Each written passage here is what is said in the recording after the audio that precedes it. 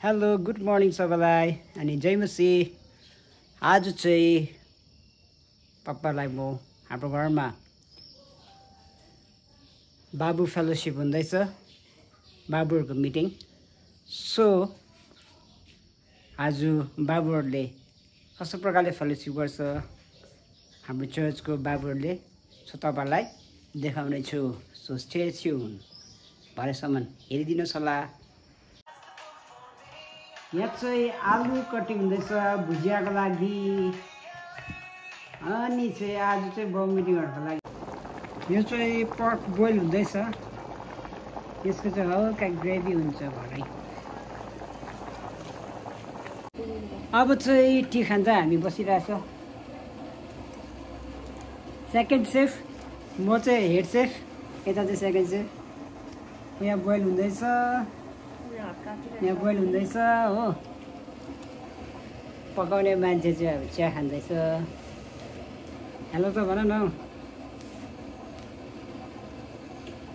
Hello भन न। पकाउने मान्छे हत्तु भएछ। फिसको सुप, करेला, आलु। यहाँ अझै चाहिँ खायो भने चाहिँ सुँगुर अझै छ।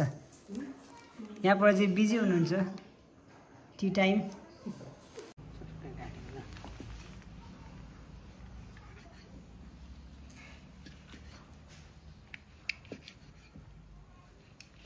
यो चाहिँ हो सुँगुरको चिल्ली बनिन्छ, र चिल्ली चाहिँ एक्चुअलमा चाहिँ हुँदैन,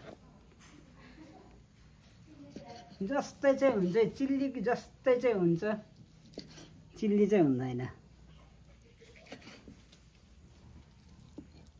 इस यति खाँदा नि हुन्छ, दामी बनाइदिएको छु बोइल गरेर। फिसको मसला रेडी हुँदैछ। सुप रेडी भइसक्यो।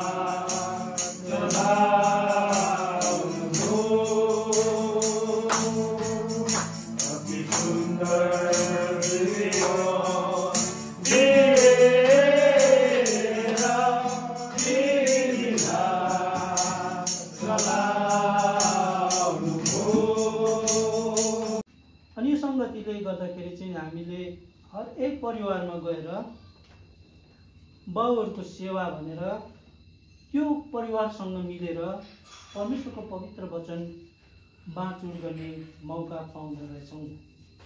अनि यसबाट चाहिँ हामीले के सिक्न पायौँ भनेदेखि हाम्रो आत्मिक जीवनमा हामीले परमेश्वरको पवित्र वचन बोल्ने हामीलाई आँट, शक्ति, सामर्थ्य पनि पाउँदो रहेछौँ।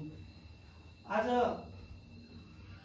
हामी आइरहेको छौँ, हामी कति जग्गामा फेल त खाएका छैनौँ, तरै पनि हामी थाहा गर्छौँ आइरहेको छौँ। तर कसैलाई परमेश्वरको पवित्र वचनको बात दियो भने विचार उहाँहरूले अलिकति हिचकिचाउँदो रहेछ, परमेश्वरको पवित्र वचनलाई बोल्न सक्नुहुन्न रहेछ, किनकि उहाँ आत्मामा दर्जिनु नभएको कारणले, सङ्गतिको कमीले।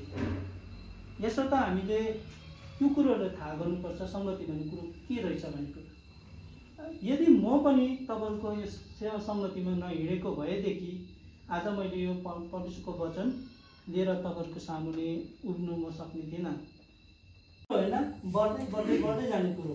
तर म चाहिँ भन्न चाहन्छु हामीले पवित्र वचनबाट जस्तै पनि परमेश्वरको वचनबाट चाहिँ आशिष त होइन तर हामीले ज्ञानको कुरा जुन कुरो ज्ञानको कुरो चाहिँ अब जस्तो बाइबल पढेर यसबाट भएको कुरोहरूलाई परमेश्वरको प्रकाशमा ल्याएर ज्ञान दिनु यो है त्यो है यस्तो है उस्तो है परमेश्वरको काममा बढाउनको निम्ति जुन कुरोहरू गरिन्छ त्यो कुरो चाहिँ हामीलाई ज्ञानको कुराहरू तर आशिष भन्ने कुरो चाहिँ त्यसलाई बढ्दै बढ्दै बढ्दै जाने कुराहरू हामी थाहा पाउँछौँ र आज म तपाईँहरूको सामु भन्न चाहेको र तपाईँहरूको सामुन्नेमा यो कुरो राख्न चाहेको कुरो चाहिँ एउटै हो हामीले सेवा सङ्गति नछोडौँ सेवा सङ्गति छोड्नाले चाहिँ हामीले के हुँदछ कति कुरोहरूमा हामी पछौटे भएर जाँदो रहेछ आत्मिक कुरोमा पनि हामी बढ्न सक्दैनौँ रहेछ शारीरिक कुरोमा पनि कति कुरो बाधा विघ्नहरू आइपर्दो रहेछ अनि यो चाहिँ हामीले के परमेश्वरको प्रेममा बाँधिएको प्रभुको शक्तिले बाँधिएको एउटा झुन्ड हुँदो रहेछ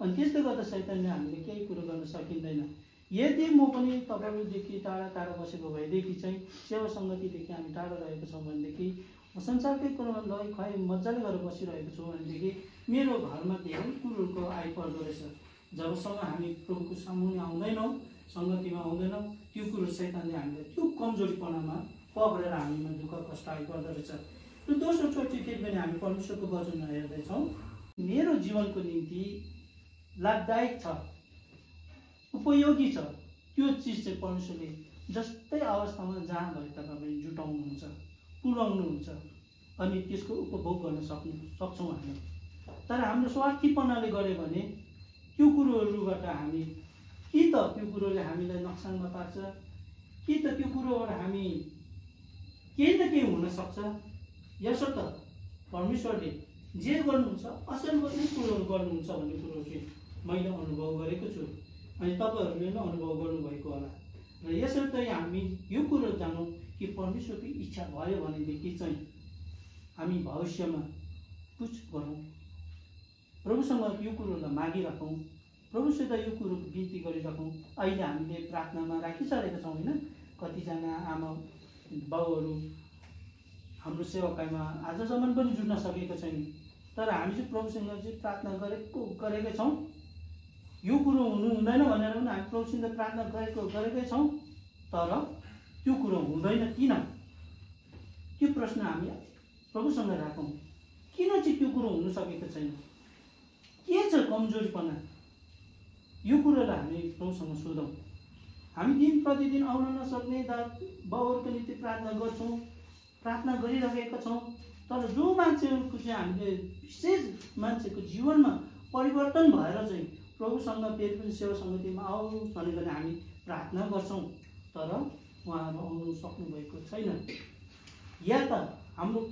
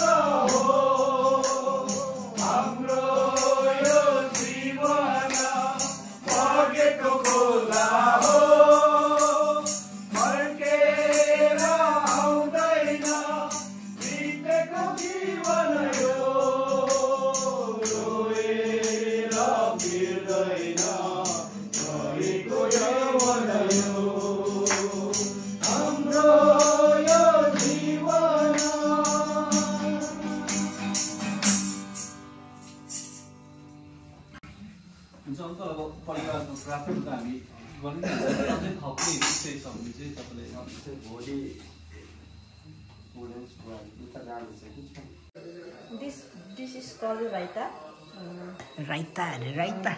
राइता यसमा चाहिँ के छ भन्दा चाहिँ के हालेँ मैले चाट मसला कर्ड न्युट्रेला नट न्युट्रेला न्युट्रेला यो चाहिँ राइता बनाउने यो दाल नै हो डाइनिङ सेट रेडी हुँदैछ यता चाहिँ रेडी गरिदिँदैछ मिसेसले। यहाँ चाहिँ दिदीले एकदम बिजी भएर हालिदिँदैछ डबिनमा।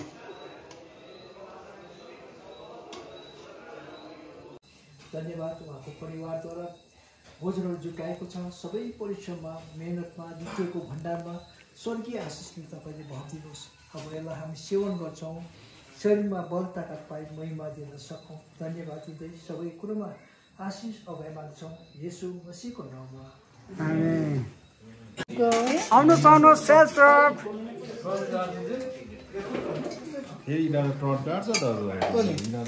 लिनुहोस् लिनुहोस् है सेल्फ सर्भ। यो चाहिँ पर्क हो, पर्क आलु भुजा।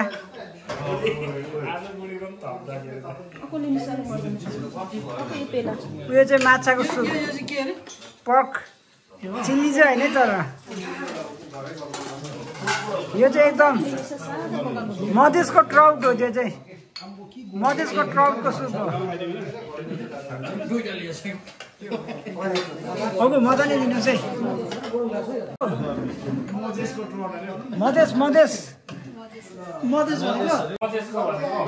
मधेसको ट्राउट हो त्यो चाहिँ।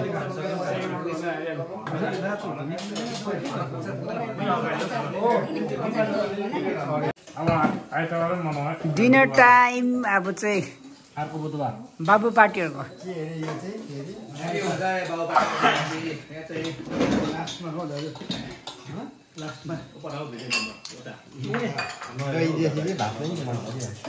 ब्लगरै हुनुपर्ने छ नि। नआउने बाबुहरू चाहिँ दवा खाए। बिचरा मेरो दाजुले जग्गा चाहिँ पाएन रहेछ, टेबल पाएन रहेछ। दुगो सुगो बिचरा। मजाले लिनु है। विन्डलले सर्भ गर्ने मान्छे।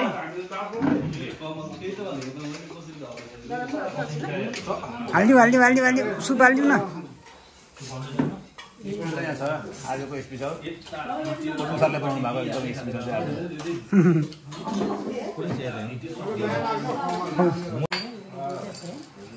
स्विट डिस बनिँदैछ अब बाबु पार्टीहरू।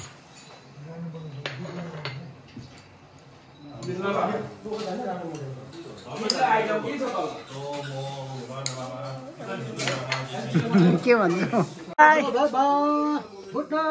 हेर्नु है। जय मसी लाग्यो है।